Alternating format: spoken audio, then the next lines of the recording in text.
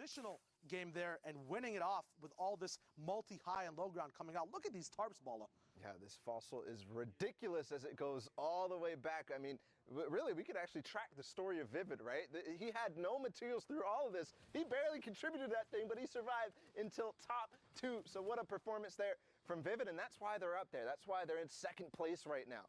It's always that 1 or 2 pop-off game, and it's always also about staying consistent. If Vivid and Tom keep playing that way, easily they can qualify this week 100%. We see Stinks now, the big focus of week 10. A lot of people carrying them more than normal I've seen right now in all these regions. Nice dodges from Grasha there, though. We'll see if he can move forward. Has a lot of mats available for the moment. 3 elims amongst him and his dual partner Daxter, both representing E11 Gaming. They do have that patented flintlock and redeploy combo. I think is one of the most dynamic combos in the game, as you don't have to pull out anything if you fall off from height. It's very easy to kind of manipulate where you want to be exactly with those 2 items. Granted, though, they do take 2 slots. But, I mean, 2 slots, and we've seen the use of it. Actually, I don't know if we've seen it on broadcast yet, but there's starting to be a lot of innovative uses with the flintlock and the glider redeploy. You actually go faster, even horizontally, when you use that flintlock and the glider redeploy, because you shoot that flintlock, it pushes you with the momentum, and then you're using that glider redeploy to just carry you forward. The biggest thing about it, too, is that you can choose when to stop and take your shots as well. We see a lot of stuff happening on low right now as well. We have Pika on the server as well. What is this? Is West just migrating to East? What is going on? Why are you here, Pika? Maybe on East? The timings of West, they thought, hey, we should get into games now, and they fell off on the East. We'll see if they can get the stuff done. There are 2 more qual spots on East compared to West, though, so maybe that's one big thing if these guys think that they can pop off. I mean, we've seen in the past Psalm, you know, he is a West Coast player, but the first week he actually moved over to East, making sure that he gives himself the most opportunities, the most spots, and he qualified first try. He's actually even East still with his partner symmetrical this week, so Pika taking a little bit of a note from Psalm.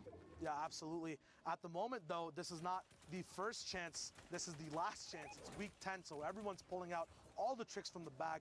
No secrets here. We'll see if we get anything equivalent of an Olaf boost. We'll see if there's any secret stats happening as that door edit comes through. People now have adapted to that, though. They know that someone's coming through that door. Assault taking all his shield off when he gets onto this rotation. Only 2 minis available. We'll see if Innocence has any heals as well to supplement this duo as he gets booped a little bit of interruption there on his minis. He does have shadows available. Once again, 1 player on shadows, 1 player on the balls, and in perfect position as well as he can beam Hydra from the zone line. A nice dynamic switch onto the floor from the wall once you realize that someone was already pressuring that wall. This is just those micro decisions these players make at the last second of these shots to get that elimination when they move across the map as well. They're going to be on rotation now. We'll see when they box up and go back. Assault getting beamed from the back, not realizing there was a player who's going to immediately realize that he's there. But I got to talk about it. We said pulling out all the stops. Assault and Innocence right here. They're sticking to the tried and true, the 1 baller strat. We've seen them do this, even dual baller all the way through from the beginning, but they just got ripped in. That baller is gone now, and they have to dive. No, Innocence is still down there, actually. I misspoke. There's so many players in the sky right now, but still. So I think he still has that baller. I think it could still last a lot, but look at his HP right now, not working out just yet. Where did Assault go? Did he land nearby? He landed on the mid-ground there, Bala, and he got right to work as Branchies, who is also on East right now, playing it up, gets a big knock down from Assault. He, as soon as he landed, even though he was split, went straight to work, started bullying Davon, who also landed with Fernando on that mid-ground, and he has this insurance, once again getting tagged up, people just predicting everything these players are doing when it comes to smokes. There's no safety available. Everyone's on their best behavior. They know all the stops they can pull to get this pressure down. Assault's now getting dynamic with it. Might not move the same way to get that shadow off. It might affect him on the amount of distance he can move, but he still has mats, 500 wood left actually, which might prove fatal near the end of the game as that wood can get shredded through, just like cheese in a grater. We'll see if he can keep it yummy though. Assault on 41 HP, needs some more food, needs some more eliminations to get that siphon off and get him back up to 100. Sees that Stormline sight line as Wordbro gets .exed out of the game. He's off now, 28 builds left for Assault. He doesn't get to pick up those mats. Owen and Threats owning probably the best mid-ground tarp they can have right now, but they're getting stinked off of it as there's so many people fighting for these high mid-ground layer tarps as well. Staying on board with Assault, just great shots as he immediately realized that player was going to make an edit on him, getting the double combat shotgun shot through. And I think he wants to go for the mats, but maybe a little bit risky. Does find a med kit. Is he going to find the time to pop it? Is this the final zone? I don't think he's going to be able to do that unless he really goes for the full heal off right here. Now, down on low ground, there's still so many people left alive, Shiloh. I mean, there are 11 players total, 7 duos still remaining in this game, and it's final zone. It is time. 1 minute left in the game. People are going to be playing super, super smart. The placements have not even gone out yet. All the points there. Still duels to get knocked down. 8 W keys get sent back to the jungle. No opportunity there for him to get any placements, unfortunately. 1 duo still needs to go down. Assault looking very healthy on HP and shield right now. Has a little bit more time to move through the storm. That storm taking 10 damage a second. Gives him about 8 to 9 seconds to move throughout without an elimination. Speaking of eliminations, Intangible goes down as Assault is now just freaking on everyone.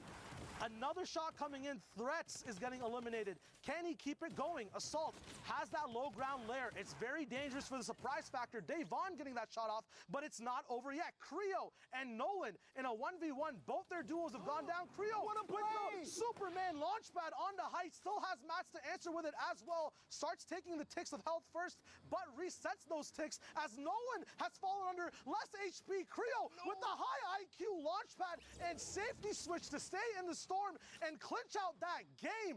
Huge plays there. 3 eliminations. The victory royale. Creo, you can't do it better, Bella. You can't. Creo just pulled off one of the most insane clutch launch pads I have ever seen, knowing exactly that Dusty Divot has these, kind of elevation changes. It goes up and then it goes down drastically. He knows there's builds up there. I can get up there and I can out-heal or outlast you as you have to make your way through all of that old fossil. Perfect play there from Creo, and that's why he's qualified in solos, right? So he's trying to do it now, trying to get double qualified and bring his teammate Kiwiface along with him.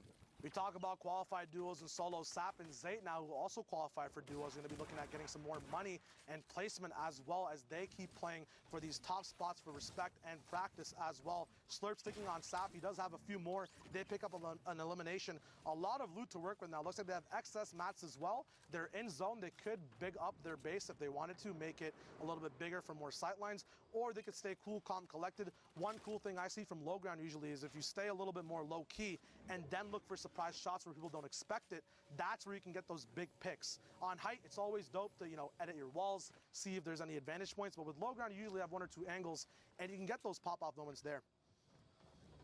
So Saf and Zayt, I've seen a little bit of on Zayt's Twitter about his strategies going into New York, talking about how he's trying to control his drop spot being Loot Lake. That's going to be one of the most interesting storylines in New York, being the fact that they claim Loot Lake to themselves, but we know how many duos are already dropping there. We know how many duos are already qualified in New York. So Zayt talking about, I'm trying to stop anybody else from being in there because he already has Sean and Aiden. He already has Mitra and Mongo. They're trying to claim Tilted, but they could come back to their old home the way they qualified. The mind games from duos saying on Twitter, we might be taking this spot or that spot. The biggest theme for Worlds is going to be clashing of all these storylines. Everyone plays in their region. They know the rules, but that always gets flipped as Juxta gets flipped as well in the storm. He goes down. Easy Elam points picked up from Sap and Zayt. Yeah, I do want to shout out real quick somebody who's been doing a lot of research on those clashes going into New York in solos. He put together all the drops. That's Arcane on Twitter. Absolutely amazing work. He just does that week in, week out. And now we really can look at a map and say, okay, we're going to see this, we're going to see that. And I can't wait for it. But you know what else I can't wait for?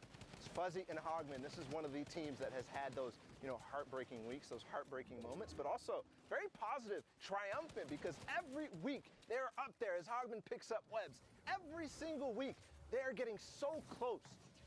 And we saw them up on the leaderboard before, right around probably possibly this game is fresh for us, not even realizing any of the points here. Hogman, you are crazy. He just went all the way up on high ground with the baller, and Fuzzy's doing the same too, but staggered because now, no, just barely. I thought he was going to take full high ground while Hogman fights from below.